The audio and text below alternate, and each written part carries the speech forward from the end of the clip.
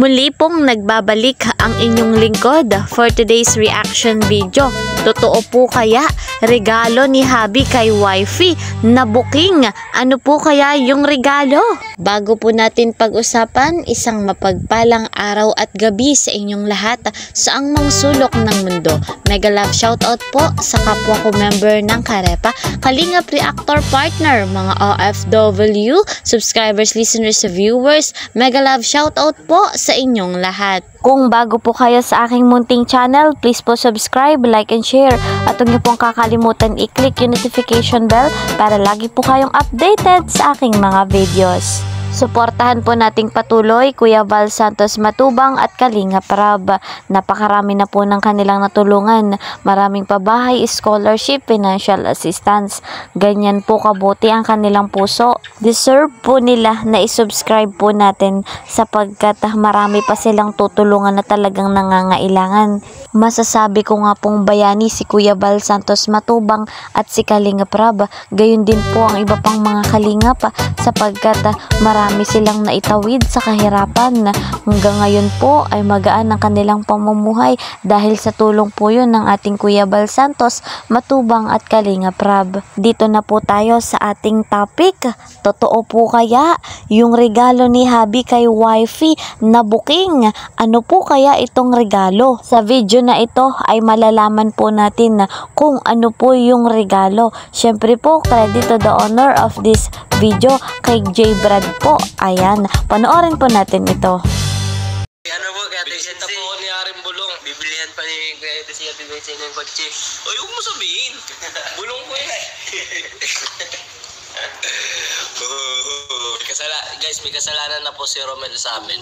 Ayan guys, mga kalingap, pakinig nyo rin naman po at napanood ninyo. Kotse nga po, yung regalo daw ni Papa Eds kay wifey. Yan po yung live ni J. Brad. Kasama po sila na bumili ng kotse ni Papa Eds sa Naga. Ayan, at kasama nga po si Romel.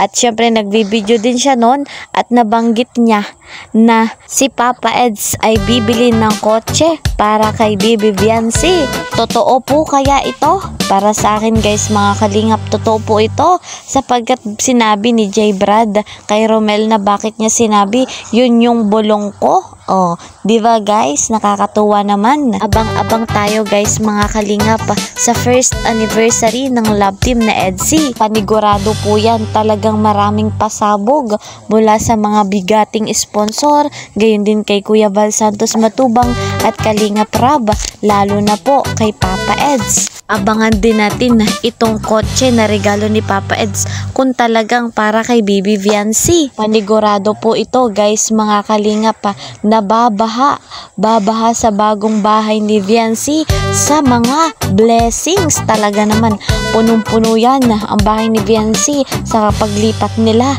Talagang maraming blessing ang dadating mula po sa mga nagmamahal sa ating Bibi Viancy. Deserve naman po ni Viancy yung mga blessing na dumating sa kanya at dadating pa. Sipin natin guys kung papaano siya nagsimula.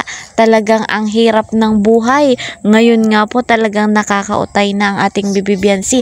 Nakakaahon na sa kahirapan kasama ng kanyang buong pamilya. Hindi po ito mangyayari kundi po dahil sa tulong ni Kuya Val Santos Matubang at gayon din po ni Kalingap Rab. Siyempre na mga bigating sponsor. Hindi po natin makakalimutan si Kalingap Edu, si Papa Eds. Ayan, malaking tulong po yan sa ating Bibi Viancy. Yan guys, hanggang dito na lamang po. See you po sa next vlog. Ingat po kayo palagi.